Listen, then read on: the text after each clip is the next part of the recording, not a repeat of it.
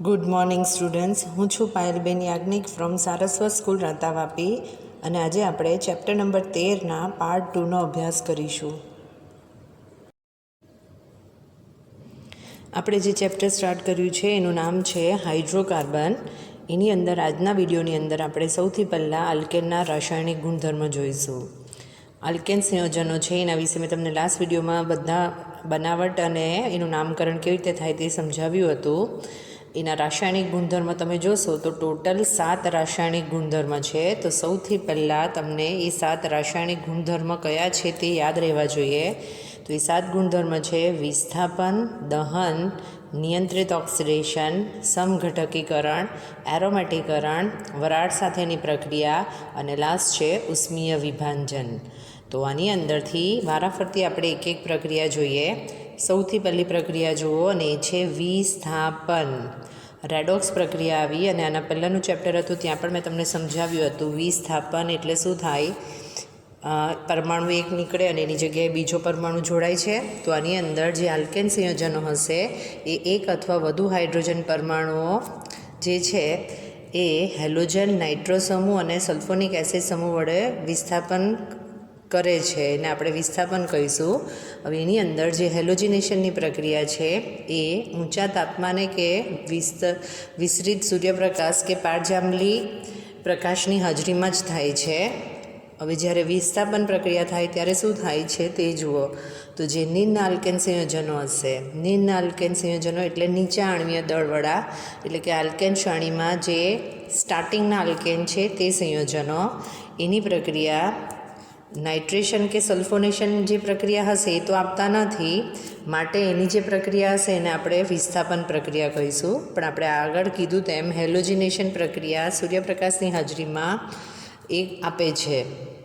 તો આપણે સૌથી પહેલાં એ જ સમીકરણ જોઈએ. તો એક ઉદાહરણ લીધું છે CH4. મિથેન છે.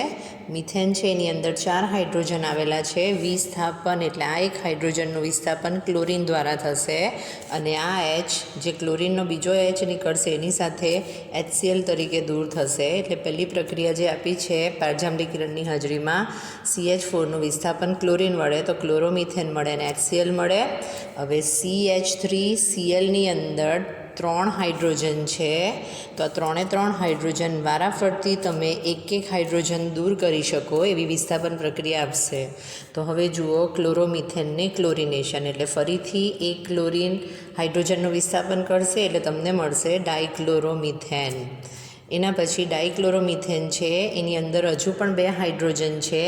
તો ફરીથી એક હાઇડ્રોજનનું વિસ્થાપન એક ક્લોરિન વડે થશે અને H અને Cl દૂર થાય એટલે મળશે ટ્રાયક્લોરોમિથેન.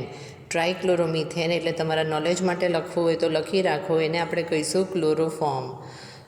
ક્લોરોફોર્મ નિશ્ચેતક તરીકે યુઝ થાય છે. તો આ જે સૂત્ર છે એનું સૂત્ર છે. અને હજુ ક્લોરોફોર્મમાં એક હાઇડ્રોજન છે એટલે ક્લોરોફોર્મનું જ્યારે ફરીથી ક્લોરિનની મદદથી પ્રક્રિયા કરશો તો લાસ્ટ જે હાઇડ્રોજન છે એનું પણ વિસ્થાપન થશે અને તમને મળશે CCl4. અને એ જ જોશો તો એ છે ટેટ્રાક્લોરોમિથેન જેનો કાર્બનિક દ્રાવક તરીકે યુઝ થાય. મારા ખ્યાલથી આ પ્રક્રિયા બહુ ઇઝી પ્રક્રિયા છે, તમને આવડે એવી જ છે.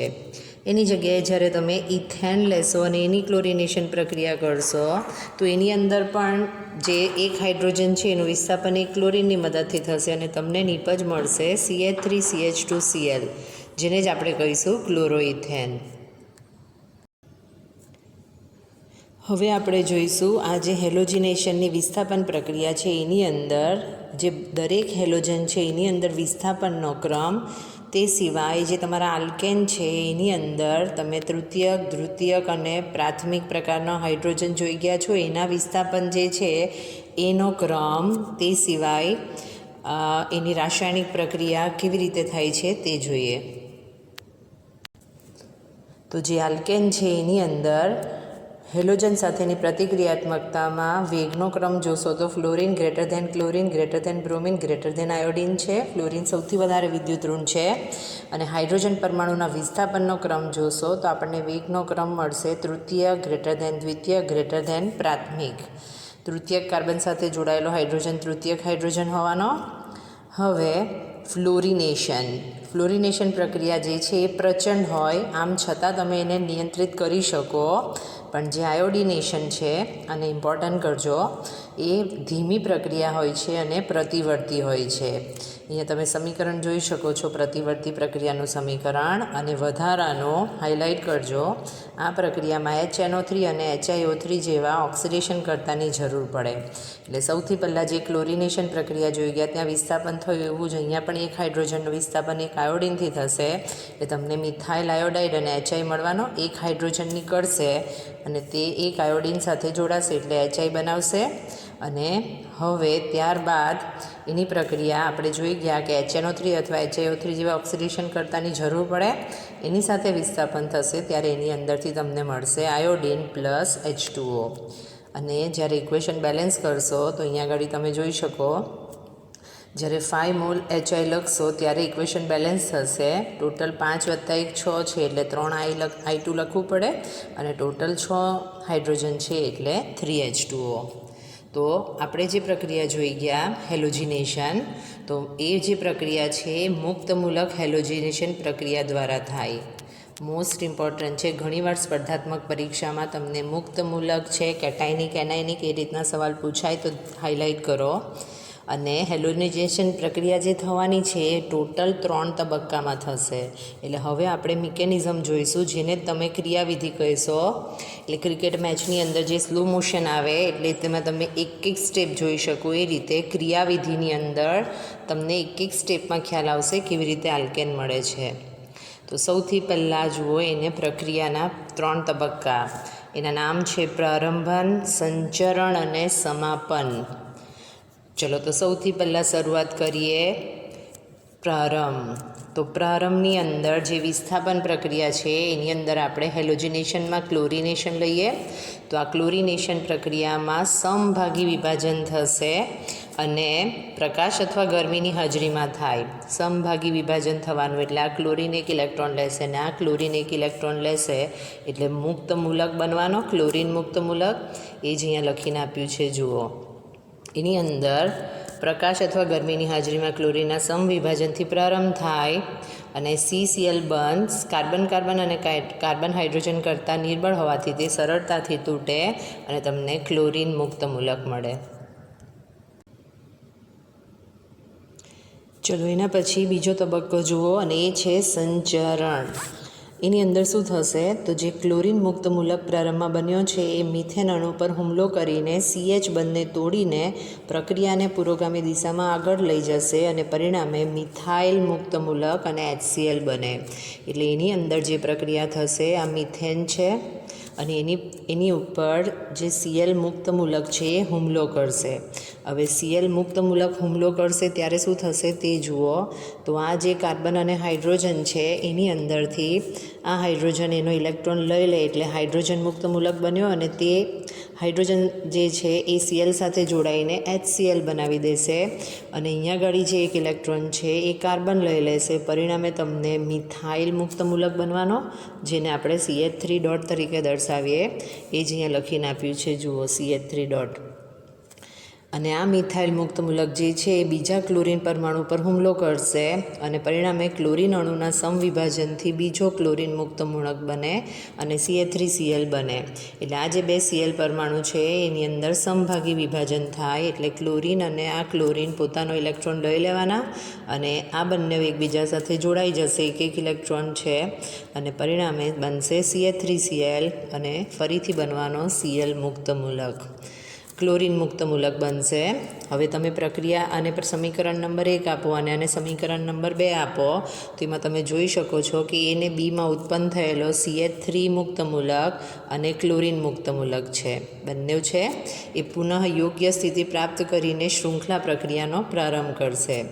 એટલે જે CH3Cl છે એમાં પહેલાં ક્લોરિન મુક્ત મૂલક છે, એક CH3Clના હાઇડ્રોજન છે, એક હાઇડ્રોજનનું નીકળશે અને તે HCl સાથે જોડાશે અને તમને CH2Cl મુક્ત મૂલક મળશે. સાંકળ પ્રક્રિયા, શૃંખલા પ્રક્રિયા ચાલુ થાય, જે ફરીથી એક ક્લોરિન પરમાણુનું Cl2માં સમભાગી વિભાજન થવાથી એ જે ક્લોરિન છે એ અહીંયા જોડાઈ જશે એટલે ત્યાં મળશે CH2Cl અને ક્લોરિન મુક્ત મૂલક. એટલે આ રીતે સાંકળ પ્રક્રિયા ચાલુ થઈ ગઈ. અને સમાપન ક્યારે થશે? તો તમે જેનાથી શરૂઆત કરી હતી એ બધો પ્રક્રિયક થોડા સમય પછી વપરાઈ જશે. પ્રથમ તબક્કો હતો ત્યાં, તો કેટલાક સમય બાદ પ્રક્રિયક વપરાઈ જવાથી જે તમારી પ્રક્રિયા થવાની એ પ્રક્રિયા થશે, આડ પ્રક્રિયા થવાની અને પ્રક્રિયા થંભી જાય. એટલે આપણે જોયું છે ક્લોરીન મુક્ત મૂલક બને છે, ભેગા થઈને શું બનાવશે? Cl2. મિથાઇલ મુક્ત મૂલક બને છે, એ બનાવશે ઉપપેદાશ. તમારા સ્વાધ્યાયમાં એક ક્વેશ્ચન છે, તમે એ કેવી રીતે સમજાવશો કે મિથેનના ક્લોરિનેશન દરમિયાન ઇથેન ઉપપેદાશ તરીકે મળે છે, તેમાં તમારે આ જવાબ લખવાનો છે. અને લાસ્ટ જે છે તે જુઓ, જે સાંકળ પ્રક્રિયામાં મિથાઇલ મુક્ત મૂલક છે ક્લોરીન મુક્ત મૂલક સાથે જોડાશે અને CH3Cl બને. એટલે અહીંયા તમે જુઓ છો મુક્ત મૂલક જે હતા એ વપરાઈ ગયા અને મુક્ત મૂલક વપરાઈ જવાથી શૃંખલાનું શું થઈ જવાનું? સમાપન. તો આ રીતે તમે ક્લોરિનેશન પ્રક્રિયા બતાવી શકો. એના પછી આલ્કેનનો બીજો રાસાયણિક ગુણધર્મ જુઓ અને એ છે દહન. આપણને ખબર જ છે દહન એટલે હવા અથવા ઓક્સિજનની હાજરીમાં કરવાથી દહન પ્રક્રિયા થાય. હવે જ્યારે ઓક્સિજન અથવા તો હવા જે છે એ પૂરતા પ્રમાણમાં હશે તો એ સંપૂર્ણ દહન થશે, અને પૂરતી હવા નહીં હોય, અપૂરતી હવા હોય અથવા અપૂરતો ઓક્સિજન હોય તો એ અપૂર્ણ દહન થશે. તો તમે જે આલ્કેન સંયોજનો જોશો એનું જે દહન પ્રક્રિયા છે બે ટાઈપની છે, સંપૂર્ણ દહન અને અપૂર્ણ દહન. કોને કહેવાશે સંપૂર્ણ દહન? તો મેં તમને ઓલરેડી શોર્ટમાં કીધું છે તેમ હવા અથવા ઓક્સિજનની હાજરીમાં ગરમ કરવાથી સંપૂર્ણ ઓક્સિડેશન થાય. જ્યારે અપૂર્ણ દહન હશે ત્યારે સંપૂર્ણ ઓક્સિડેશન નહીં થશે, અને સંપૂર્ણ દહન થવાથી કાર્બન ડાયોક્સાઇડ અને પાણી મળે, અને ખાસ ધ્યાન રાખજો અધિક માત્રામાં ઉષ્મા ઉત્પન્ન થાય. હાઇડ્રોકાર્બનની વ્યાખ્યા જ્યારે કરાવી ત્યારે મેં તમને કીધું હતું કે ઉર્જાના સ્ત્રોત તરીકે આપણે એને જોઈએ છીએ, તો અહીંયા તમે સમજશો કે મેં એવો શબ્દ વાપર્યો હતો. હવે એના સમીકરણ તમારે જે ભણવાના છે એના માટે તમારે આ કોમન સૂત્ર યાદ રાખવું પડશે. એને બોક્સ બનાવીને મોસ્ટ ઇમ્પોર્ટન્ટ કરજો. કોઈ પણ આલ્કેન છે એના દહનની પ્રક્રિયા એટલે આલ્કેનનું સામાન્ય સૂત્ર CnH2n+2 છે. દહન પ્રક્રિયાની અંદર જે ઓક્સિજનના મૂળ વપરાશે એ હશે 3n+1/2 O2. એની સાથે પ્રક્રિયા કરશે, અને જ્યારે તમને કાર્બન ડાયોક્સાઇડ મળશે તો તે n mall carbon dioxide plus n+1 mall H2O મળે. તો આની અંદર તમે કાર્બનની સંખ્યા જેટલી લેશો એના આધારે તમારું સમીકરણ બનશે. એક ઉદાહરણ દ્વારા આપણે આ સમીકરણને સમજીએ. આ સમીકરણમાં n બરાબર 1 લઈ લો. n બરાબર 1 લેશો એટલે અહીંયા CH4 બનવાનું. 3n+1/2 એટલે 3+1 4/2 એટલે 2O2, NH2O એટલે 1H2O, અને n+1 એટલે 1+1 એટલે 2H2O થયું. એટલે જ્યારે તમે એક કોમન સૂત્ર યાદ રાખો CnH2n+2 વાળું, તો તમે કોઈ પણ આલ્કેનના દહનનું સમીકરણ લખી શકો. હવે આપણા કામનું મેઇન જે છે આ દહન એન્થાલ્પી જુઓ, -890 કિલોજૂલ પ્રતિ મોલ છે. હવે આ જ સમીકરણની અંદર n બરાબર 4 લો એટલે અહીંયા C4 થવાનું. 4 × 8 + 2 10 C4H10 એટલે આ બ્યુટેનના દહનની પ્રક્રિયા આવી. n બરાબર 4 લો એટલે 4 × 3 12 12 + 1/2 એટલે 13/2 થાય. n બરાબર 4 છે એટલે 4H2O અને 4+1 એટલે 5H2O થવાનું. તો ત્યારે જે દહન એન્થાલ્પીનું મૂલ્ય આપ્યું છે એ છે -2875.84 કિલોજૂલ પ્રતિ મોલ. એટલે તમે અહીંયા જોઈ શકો છો સંપૂર્ણ દહન થાય ત્યારે વિપુલ માત્રામાં ઉષ્મા પેદા થાય, અને એના જ કારણે તેનો ઉપયોગ ઈંધણ તરીકે થાય. એટલે સંપૂર્ણ દહન થાય અને અપૂર્ણ દહન થાય તો તે તફાવત તરીકે તમને પૂછાય 2 માર્ક 3 માર્ક. એટલે થિયરીને મેં એ જ રીતે લખીને આપી છે. ચલો હવે જુઓ અપૂર્ણ દહન. તો ઓલરેડી મેં તમને કીધું છે અપૂરતી હવા અથવા અપૂરતા ઓક્સિજનના કારણે અપૂર્ણ દહન થાય. તો અહીંયા જે રીતે કાર્બન ડાયોક્સાઇડ અને પાણી મળતા હતા એ રીતે અપૂર્ણ દહન થશે ત્યારે તમને કાર્બન પ્લસ H2O મળે. બહુ જ ઇમ્પોર્ટન્ટ છે આ અપૂર્ણ દહનનું સમીકરણ. એમાં ઇક્વેશન બેલેન્સ કરવા 2 મોલ H2O કરવા પડે. પણ આ જે અપૂર્ણ દહન થવાથી કોઈ વાર અપૂર્ણ દહન થાય તો એનો ફાયદો બી છે. તો આ જે મળશે એને આપણે કાર્બન બ્લેક કહીશું. એક માર્કના ઓબ્જેક્ટિવમાં પૂછી શકાય કાર્બન બ્લેકના ઉપયોગ. તો કાર્બન બ્લેક જે છે, જે ઇંક હોય છે બ્લેક કલરની, એની અંદરથી બનાવવામાં આવે. તે સિવાય પ્રિન્ટર જે હોય છે એમાં જે શાહી હોય છે, બીજું કંઈ નહીં, કાર્બન બ્લેક છે. કાળા વર્ણકોના ઉત્પાદનમાં પણ એનો ઉપયોગ થાય અને કેટલાક પદાર્થોમાં પૂરક પદાર્થ તરીકે કાર્બન બ્લેકનો ઉપયોગ કરવામાં આવે. તો આ રીતે તમે દહન પ્રક્રિયા સમજાવી શકો. હવે જુઓ આલ્કેનની બીજી રાસાયણિક પ્રક્રિયા, અને એ છે નિયંત્રિત ઓક્સિડેશન. ઓક્સિડેશન એટલે ઓક્સિજનનો ઉમેરો. નિયંત્રિત એટલે કોઈપણ વસ્તુમાં નિયંત્રણ કરવું એટલે કન્ડિશન આવી જવાની. તો તમને અહીંયા 3 સમીકરણ દેખાય છે, એમાં એરો ઉપર પર્ટિક્યુલર કંઈક લખ્યું છે. તો એ જે લખીને આપ્યું છે એ કન્ડિશન છે, જેના આધારે તમે ઓક્સિડેશન કરી શકો પ્રક્રિયા. અને શું છે તે જુઓ. તો જે આલ્કેન સંયોજન છે એને જ્યારે ઊંચા દબાણે હવા કે ઓક્સિજનના નિયંત્રિત પ્રવાહ સાથે યોગ્ય ઉદ્દીપકની હાજરીમાં જો પ્રક્રિયા કરવામાં આવે તો તમને વિવિધ ઓક્સિડેશન નિપજ મળે. ચલો, પહેલું સમીકરણ અને બીજું સમીકરણ જુઓ. એને કેમ નિયંત્રિત ઓક્સિડેશન કીધું? તો બંનેની પ્રક્રિયા ઓક્સિજન સાથે છે, પણ પહેલી જે પ્રક્રિયા છે એની અંદર પ્રક્રિયા 523 કેલ્વિન તાપમાને અને 100 વાતાવરણ દબાણે કોપર ધાતુ સાથે જ્યારે કરીએ છીએ ત્યારે આપણને મળે છે નિપજ મિથેનોલ. પણ એની જગ્યાએ જ્યારે MO2O3 મોલિબ્ડેનમની સાથે એના ઓક્સાઇડ સાથે જ્યારે પ્રક્રિયા કરવામાં આવે તો ત્યારે આપણને નિપજ મળશે મિથેનાલ અને પાણી. એનો મતલબ એમ કે આ જે એરો ઉપર લખ્યું છે એના દ્વારા જ ઓક્સિડેશનને આપણે નિયંત્રિત કરી શક્યા. એટલે આપણે એવું તો કહી શકીએ કે બંનેઓમાં મિથેનના જ ઓક્સિડેશનની પ્રક્રિયા હતી, પણ જ્યારે ઓક્સિડેશન માટે કન્ડિશન બદલાઈ ગઈ તો અલગ અલગ નિપજ મળી. હવે અહીંયા જ્યારે મિથેનોલ મળે તો ઇક્વેશનને બેલેન્સ કરવા અહીંયા 2 મોલ CH4 લખવા પડે, માટે અહીંયા શું લખવું પડશે? 2 મોલ CH3OH. હવે જ્યારે મિથેનની જગ્યાએ આપણે ઇથેનની દહન પ્રક્રિયા જોઈએ, તો ઇથેનની જ્યારે દહન પ્રક્રિયા કરશો તો તમે એ દહન પ્રક્રિયા જેના મદદથી ઓક્સિડેશન નિયંત્રિત કરી શકાય એ છે મેંગેનીઝ એસિટેટ એટલે MnCH3COO ટ્વાઇસ. મેંગેનીઝ +2 હોય છે અને એસિટેટ -1 છે, એટલે અહીંયા ટ્વાઇસ લખીને આપ્યા છે. એના પછી જ્યારે એની સાથે પ્રક્રિયા કરશો તો તમને એસિટિક એસિડ અને પાણી મળે. એટલે તમારે ખાસ ધ્યાન રાખવું પડે, કોપર ઉદ્દીપક હોય ત્યારે, તે સિવાય મોલિબ્ડેનમ ઓક્સાઇડ હોય ત્યારે, અને જ્યારે CH3COO ટ્વાઇસ Mn હોય ત્યારે ત્રણેયમાં અલગ અલગ નિપજ મળે છે. હવે આ ઇક્વેશનને જ્યારે બેલેન્સ કરવું હોય તો તમે જોઈ શકો છો ઓક્સિજન અને હાઇડ્રોજનના બેલેન્સ કરવા માટે અહીંયા 2 મોલ્સ લખવાથી અહીંયા 2 મોલ CH3COOH થાય, અને જ્યારે 2 મોલ H2O કરશો ત્યારે હાઇડ્રોજન અને ઓક્સિજનના બેલેન્સ થશે, એટલે અહીંયા 3H2O લખવા પડે. તો આ રીતે તમે ઇથેનના ઓક્સિડેશન નિયંત્રિત ઓક્સિડેશનની પ્રક્રિયા દર્શાવી શકો. હવે ચોથી પ્રક્રિયા બહુ અગત્યની છે, શું છે તે જુઓ. તો સામાન્ય રીતે જે આલ્કેન સંયોજનો હોય એ ઓક્સિડેશનને અવરોધે છે, અને હાઇલાઇટ કરજો. પરંતુ જ્યારે તૃતીયક હાઇડ્રોજન પરમાણુવાળા આલ્કેન હોય એનું જ્યારે KMnO4 દ્વારા ઓક્સિડેશન કરવાનું. તૃતીયક હાઇડ્રોજન કોને કહેવાય તે પહેલાં જુઓ.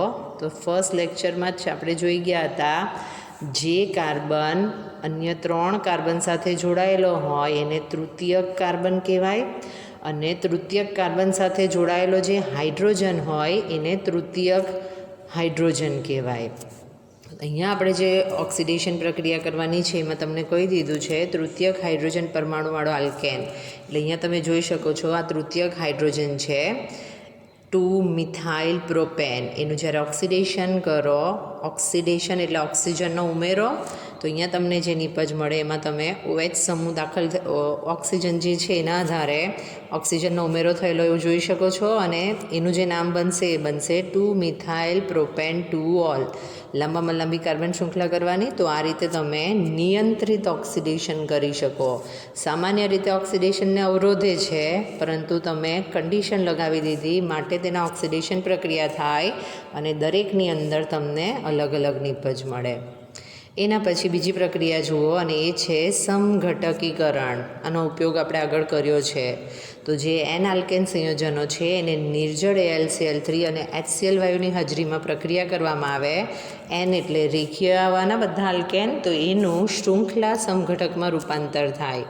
એટલે એની અંદર આલ્કીન, આલ્કાઇલ હેલાઇડ એવી કોઈ નવી નિપજ નથી મળતી, પણ જે રેખીય હતા એનું શૃંખલા સમઘટીકૃત થાય. એટલે એનું ઉદાહરણ જુઓ. તો એની અંદર તમને એન હેક્ઝેનનું ઉદાહરણ આપ્યું છે. એની નિર્જળ AlCl3 અને HCl સાથે પ્રક્રિયા કરો તો તમને 2-મિથાઇલ પેન્ટેન અને 3-મિથાઇલ પેન્ટેનનું મિશ્રણ મળે છે. તો આવી જે પ્રક્રિયા થઈ એને આપણે સમઘટકીકરણ પ્રક્રિયા કહીશું. એના પછીનો પાંચમો રાસાયણિક ગુણધર્મ જુઓ, એ છે એરોમેટિકરણ. એરોમેટિકરણ અથવા એને જ આપણે કહીશું પુનઃનિર્માણ. એરોમેટિકરણ તમે જોશો તો જ્યારે 6 અથવા 6 કરતાં વધારે કાર્બન પરમાણુવાળા એન આલ્કેન સંયોજનોને એલ્યુમિનિયમના આધાર ઉપર, ચલો જ્યાં ઘડી પણ આ થિયરી લખીને આપી છે ત્યાં ઘડી આ શબ્દ ખાસ હાઇલાઇટ કરજો. એલ્યુમિનિયમના આધાર પર રહેલા V2O5, Cr2O3, MO2O3 ની હાજરીમાં જ્યારે 773 કેલ્વિન તાપમાને અને 10 થી 20 વાતાવરણ દબાણે ગરમ કરવામાં આવે તો એની અંદર હાઇડ્રોજનીકૃત થશે. એટલે કે હાઇડ્રોજન પરમાણુ ત્યાંથી નીકળશે અને એરોમેટિક સભ્ય જે છે એનો પહેલો સભ્ય બેન્ઝીન છે. એ બેન્ઝીન અને સમાનધર્મીમાં જે છે એ ચક્રીયકૃત થાય અને આ જે પ્રક્રિયા છે એને જ આપણે કહીશું એરોમેટિકરણ અથવા જેને કહેવામાં આવે પુનઃનિર્માણ. એટલે આ જે એન હેક્ઝેન છે એને લખ્યું જે રીતે છે કે તમે બેન્ઝીન જે ચક્ર બને છે એ રીતે દર્શાવી શકો. તો આ એરો પર જે છે એ ક્વેશ્ચન માર્ક તરીકે સમીકરણ પૂર્ણ કરો એ રીતે પૂછી શકાય. તો તમારે યાદ રાખવાનું છે પ્રક્રિયા જે છે Cr2O3 અથવા V2O5 અથવા MO2O3 સાથે 773 કેલ્વિન તાપમાને અને 10 થી 20 વાતાવરણ દબાણે થવાથી હાઇડ્રોજનીકૃત થવાથી બેન્ઝીન મળે છે. બેન્ઝીન એટલે C6H6. એના 2 સંસ્પંદન સૂત્ર આપ્યા છે જે ઓલરેડી નામકરણમાં આપણે જોયા હતા. તો આ થઈ એની એરોમેટિકરણ પ્રક્રિયા. ચલો આ પ્રક્રિયાનું સમીકરણ રિપીટ છે. તમારા ચેપ્ટર નંબર 9 હાઇડ્રોજનની બનાવટની અંદર આવી ગયેલું હતું. તો એ ગુણધર્મ છે વરાળ સાથેની પ્રક્રિયામાં આપણે શીખ્યા હતા કે જ્યારે મિથેનને 1273 કેલ્વિન તાપમાને નિકલ ઉદ્દીપકની હાજરીમાં ગરમ કરવામાં આવે તો કાર્બન મોનોક્સાઇડ અને ડાયહાઇડ્રોજન બનાવે છે. અને આ પદ્ધતિ ડાયહાઇડ્રોજનના ઔદ્યોગિક બનાવટ માટે ઉપયોગી છે. અને આ રીતે મળતો જે હતો CO પ્લસ H2નું મિશ્રણ એને આપણે જળવાયુ કહેતા હતા. અહીંયા આગળ ટોટલ 6 હાઇડ્રોજન છે એટલે એને બેલેન્સ કરવા શું લખવું પડે? 3H2. એના પછી જુઓ લાસ્ટ ગુણધર્મ અને એ છે ઉષ્મીય વિભાજન. ઉષ્મીય વિભાજનની અંદર શું થશે તે જુઓ. તો ઉચ્ચતર આલ્કેન જે હશે સંયોજનો એને જ્યારે ઊંચા તાપમાને ગરમ કરવામાં આવે તો તે નિમ્નતર આલ્કેન કે આલ્કીનમાં વિઘટન પામે છે. તો ખાસ ધ્યાન રાખજો, ઉચ્ચતર આલ્કેન એટલે વધારે આણ્વીય દળ ધરાવતા આલ્કેન કહેવાય અને એ નિમ્નતર આલ્કેન કે આલ્કીનમાં રૂપાંતર પામે. અને આ જે પ્રક્રિયા છે ઉષ્માના ઉપયોગથી નાના ઘટકોને રૂપાંતર કરવાની ક્રિયા અને એ જ વિઘટન પ્રક્રિયાને આપણે કહીશું ઉષ્મીય વિભાજન અથવા ઉષ્મીય ભંજન.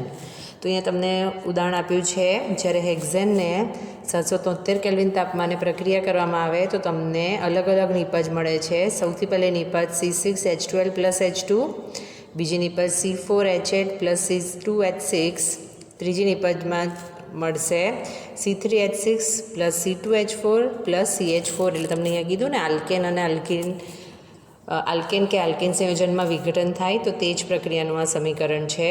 હવે આ ખાસ ધ્યાન રાખજો, જે આલ્કેનના ઉષ્મીય વિભાજન છે એ એક મુક્તમૂલક પ્રક્રિયા માનવામાં આવે અને જે કેરોસીન તેલ અથવા પેટ્રોલમાંથી તેલવાયુ અથવા પેટ્રોલવાયુ બનાવવાની જે પ્રક્રિયા છે એની અંદર ઉષ્મીય વિભાજનનો જે સિદ્ધાંત છે એ સમાયેલો છે. તમને એક સમીકરણ આપ્યું છે ડોડેકેન. ડોડેકેન એટલે જ્યારે કાર્બનની સંખ્યા 12 હોય, CnH આપણને આલ્કેનનું સૂત્ર ખબર છે CnH2n + 2. એની અંદર તમે n બરાબર 12 લઈ લો એટલે 12 × 2 24 + 2 26 થાય. તો કાર્બનની જ્યારે સંખ્યા 12 હોય તો એને ડોડેકેન કહેવાય. એનું સૂત્ર થાય C12H26 અને જ્યારે એની પ્લેટિનમ પેલેડિયમ નિકલ સાથે જ્યારે ઊંચા તાપમાને એટલે 973 કેલ્વિન તાપમાને પ્રક્રિયા કરો તો એમાંથી હેપ્ટેન, પેન્ટીન અને અન્ય કેટલીક નિપજ મળે. ખ્યાલ આવશે? તો આ છે તમારા આલ્કેનના રાસાયણિક ગુણધર્મ.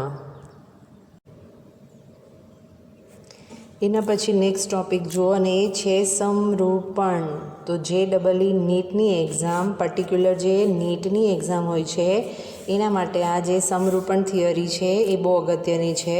બહુ ઓછા ઉદાહરણ આપ્યા છે પણ એ શું છે તે તમને ખ્યાલ આવી જ જશે. તો જે આલ્કેન સંયોજન હોય છે એની અંદર જે કાર્બન કાર્બન સિગ્મા બંધ હોય એની આંતરકેન્દ્રીય અક્ષની ચારે બાજુ સિગ્મા આણ્વીય કક્ષકનું ઇલેક્ટ્રોન વિતરણ હોય એ સમમિત હોય છે. એટલે કે તમે એવું કહી શકો કે સિગ્મા આણ્વીય કક્ષકનું ઇલેક્ટ્રોન વિતરણ સમમિત હોય કે જે તેના અક્ષની આસપાસ થતા ભ્રમણથી ખલેલ પામતું નથી. તો આ કાર્બન સાથે જોડાયેલા જે હાઇડ્રોજન છે એનું જ્યારે કાર્બન કાર્બનનું ભ્રમણ થાય ત્યારે એની આસપાસ જે છે એ ખલેલ પહોંચશે નહીં અને આ ભ્રમણ જે છે એના જ કારણે અવકાશમાં પરમાણુઓની વિભિન્ન અવકાશીય ગોઠવણી શક્ય બને કે જે એકબીજામાં પરિવર્તન પામી શકે. તો કોને કહેવાય સમરૂપણ? તેની વ્યાખ્યા અહીંયા તમને લખીને આપી છે. તો પરમાણુની એવી અવકાશીય ગોઠવણી કે જે કાર્બન કાર્બન એકલબંધના ભ્રમણને કારણે એકબીજામાં પરિવર્તન પામી શકે તેને સમરૂપણ અથવા સમરૂપણીય સમઘટકો અથવા ધ્રુવણીનું ઇંગ્લિશ નામ જોશો તો વધારે ખ્યાલ આવે, રોટામર્સ એવું કહેવામાં આવે છે. અત્યારે તમને વ્યાખ્યામાં ના ખ્યાલ આવ્યો હોય તો તમે ઉદાહરણ જોશો એટલે તમને કાર્બન કાર્બનનું ભ્રમણ એટલે શું થાય તે ખ્યાલ આવશે. ચલો તો એક ઉદાહરણ લઈએ. આપણે ઉદાહરણ લઈશું ઇથેન. ઇથેન એટલે CH3 સિંગલ બોન્ડ CH3 છે, એક કાર્બન સાથે 3 હાઇડ્રોજન છે. હવે આમાં જ્યારે કાર્બન કાર્બન જે બંધ છે એનું ભ્રમણ થાય તો તમને ઇથેનના જે સમરૂપો મળશે તે અસંખ્ય સમરૂપો હોય. જોકે તેમાંથી જે 2 સમરૂપો છે એનો વિશિષ્ટ કિસ્સામાં સમાવેશ થાય અને આપણે એનો અભ્યાસ કરશું. તો એ 2 સમરૂપો છે ગ્રસ્ત. ગ્રસ્ત એટલે ઇક્લિપ્સ સમરૂપ અને સાંતરિત. સાંતરિત એટલે સ્ટેગર્ડ સમરૂપ. તો શું છે બંનેમાં તફાવત? તો વ્યાખ્યા જુઓ. તો જે તમારો ગ્રસ્ત સમરૂપ છે એની અંદર કાર્બન પરમાણુ પરના જે હાઇડ્રોજન પરમાણુ હોય એ એકબીજાથી વધુ નજીક થઈ જાય અને જે સાંતરિત એટલે કે સ્ટેગર છે એની અંદર હાઇડ્રોજન પરમાણુ બીજા કાર્બન પરમાણુના હાઇડ્રોજન પરમાણુથી બહુ દૂર થઈ જાય. હજુ તમે બીજા પેજની થિયરી જ્યારે જોશો ત્યારે તમને આ કન્સેપ્ટ વધારે ક્લિયર થશે. અને આ સિવાયના કોઈપણ મધ્યવર્તી જે સમરૂપ છે એને વિષમતલીય એટલે કે સ્ક્યુ સમરૂપ તરીકે ઓળખવામાં આવે. હવે એક બાબત ધ્યાન રાખજો, જે કોઈપણ સમરૂપો હશે એની અંદર બંધકોણ અને જે બંધ લંબાઈ હશે એ કેવી હોવાની? સમાન. તો આ હાઇલાઇટ કરી રાખજો. ગ્રસ્ત અને સાંતરિત સમરૂપણો જે છે એને આપણે જ્યારે નિરૂપણ કરવું હોય તો આપણે 2 પદ્ધતિથી કરી શકીએ, સોહાર્સ અને ન્યુમેન પ્રક્ષેપણ. સોહાર્સ અને ન્યુમેન જે છે સાયન્ટિસ્ટના નામ છે એના દ્વારા આપણે દર્શાવશું. તો એમાં શું કરવાનું હોય છે તે જુઓ. તો જે સોહાર્સ પ્રક્ષેપણ છે એની અંદર જ્યારે એનું નિરૂપણ કરવાનું હશે તો ત્યાં ગ્રસ્ત અને સાંતરિત એ રીતનું નિરૂપણ તમને દોરીને આપ્યું છે અને ન્યુમેન પ્રોજેક્શનની અંદર પણ તમને એ જ નામ આપ્યા છે, ગ્રસ્ત અને સાંતરિત. બંનેની અંદર એને દર્શાવવાની રીત ખાલી અલગ છે. કેવી રીતે દર્શાવાય તે જુઓ. તો સૌથી પહેલાં જોઈએ આપણે સોહાર્સ પ્રક્ષેપણ. તો સૌથી પહેલાં જે ગ્રસ્ત હશે એની અંદર જે કાર્બન આપણે ઉદાહરણ લીધું છે ઇથેન. ઇથેન એટલે CH3. તો એની સાથે આ પહેલા કાર્બનના જે હાઇડ્રોજન છે એ એકબીજા સાથે જોડાયેલા છે, જ્યારે એની પાછળનો જે કાર્બન છે એની સાથેના 2 હાઇડ્રોજન આ રીતે જોડાયા છે. હવે તમે અહીંયા મેં તમને આગળ વ્યાખ્યા કરાવી તે પાછી એકવાર રિપીટ જુઓ. અને વ્યાખ્યામાં તમે જોશો તો તમને લખીને આપ્યું છે જે ગ્રસ્ત છે એની અંદર જે બંને કાર્બન પરમાણુ પરના હાઇડ્રોજન પરમાણુ છે એકબીજાથી વધુ નજીક થઈ જાય.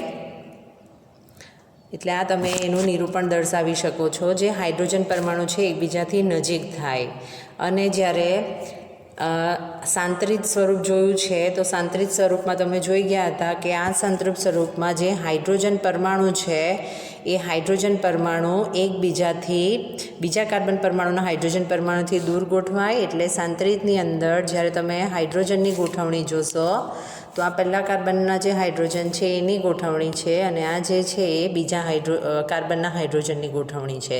તો સાંત્રિતમાં દૂર આવવાના અને ગ્રસમાં એકબીજાની નજીક આવવાના, આટલું યાદ રાખજો. તો આ જે છે તમે ન્યુમેન પ્રક્ષેપણ દ્વારા દર્શાવી શકો, સોહાસ પ્રક્ષેપણ. અને જ્યારે ન્યુમેન પ્રક્ષેપણ બતાવવાનું હશે તો આપણે યાદ તો એ જ રાખશું કે ગ્રસની અંદર હાઇડ્રોજન પરમાણુ એકબીજાથી નજીક અને સાંત્રિતની અંદર એકબીજાથી દૂર હોય. તો એનું ખાલી નિરૂપણ કરવાની રીત બદલાઈ જશે. તો એની અંદર આપણે એ નિરૂપણ બતાવશું. તો આ આગળનો કાર્બન છે. હવે એની સાથે જે 3 હાઇડ્રોજન આવ્યા છે એ, તો સૌથી પહેલાં હું તમને બતાવું છું ગ્રસ્ત. ગ્રસ્તની અંદર બંને કાર્બન છે એના હાઇડ્રોજન પરમાણુ એકબીજાથી નજીક હોવાના. એટલે બીજા કાર્બનના જે હાઇડ્રોજન છે એને હું આ રીતે બતાવીશ. તો એ જે છે ન્યુમેન દ્વારા છે. એમાં તમે જોઈ શકો કે હાઇડ્રોજન પરમાણુ એકબીજાની નજીક છે. નજીક જોવા માટે નજીક છે એ રીતે ખ્યાલ આવે એટલે એવું નિરૂપણ આપ્યું છે. અને જે સાંત્રિત હોય છે, સાંત્રિત હોવાના એની અંદર બંને કાર્બન છે એના જે હાઇડ્રોજન હોવાના એકબીજાથી દૂર હોવાના. એટલે તમે એને આ રીતે બતાવી શકો. આખો કાર્બનનું જે રોટેશન થાય છે એના આધારે આ રીતે બને છે. હવે ખાસ ધ્યાન રાખજો, આ જે 2 હાઇડ્રોજન છે એની વચ્ચેનો જે ખૂણો બન્યો એને આપણે ભ્રમણ કોણ અથવા એને મરોડી કોણ કહીશું, અથવા તો એને દ્વિતલ કોણ તરીકે પણ ઓળખવામાં આવે. હવે પ્રશ્ન આવશે સ્થાયીતાનો.